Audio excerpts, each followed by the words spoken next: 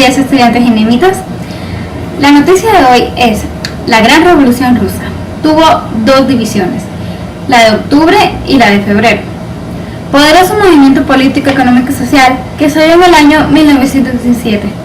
Está considerado por las trascendentales consecuencias que de ella se derivó como uno de los más grandes acontecimientos de la época contemporánea y a su vez como uno de los más grandes hechos memorables que registra la historia de la humanidad. Estuvo dirigida casi que exclusivamente por obreros, campesinos y soldados, es decir, el mismo pueblo.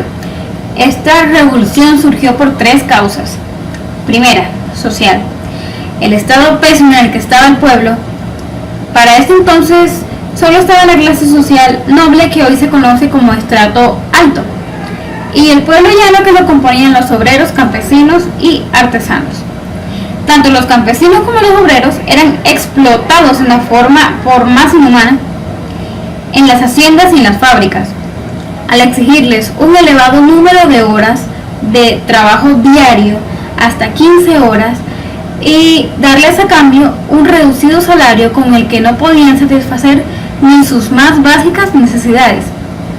Esta situación se agravó debido a la falta de una agricultura e industria que estuviera altamente tecnificada y modernizadas, que no suministraban una producción apenas con las necesidades del país. Segundo factor, la política. Rusia se hallaba gobernada por una monarquía absoluta y despótica. El zar, o sea el gran rey, tenía pues un poder ilimitado, gobernaba de forma arbitraria, es decir, sin dar cuenta a nadie de sus actos.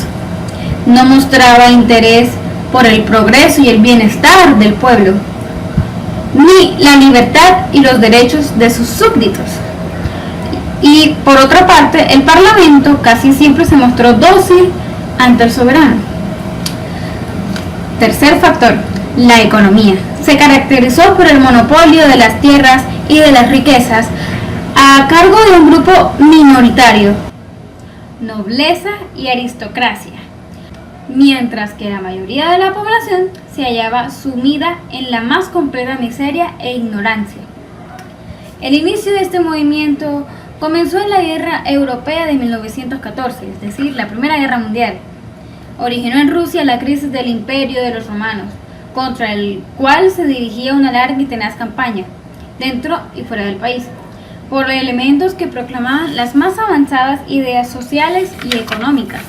Tomaron fuerza las doctrinas de Karl Marx, socialista, cuyos partidos rusos se dividieron en dos bandos, los moderados y los radicales, respectivamente llamados mencheviques y bolcheviques, o sea, minoritarios y mayoritarios en ruso.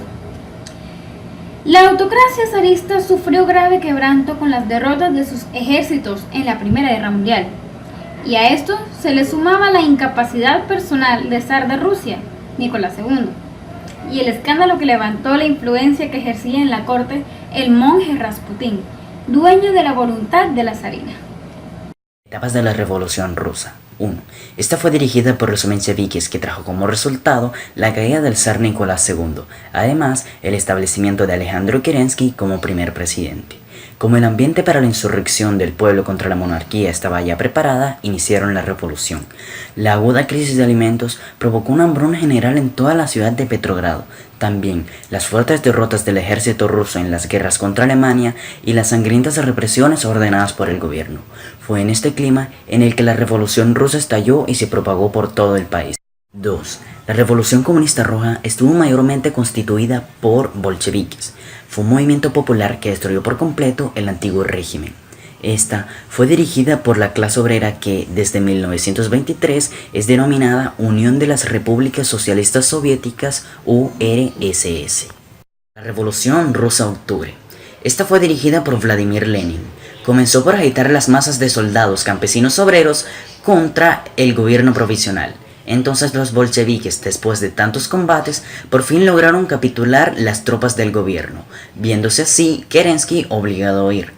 El golpe de estado salió exitoso, era 25 de octubre, Es por eso que a esta revolución se le conoce como la Revolución Rusa de Octubre. Meses después, el zar y su familia fueron fusilados por orden del Soviet de Ural. Las primeras disposiciones que tomó el gobierno revolucionario de Lenin fueron: A.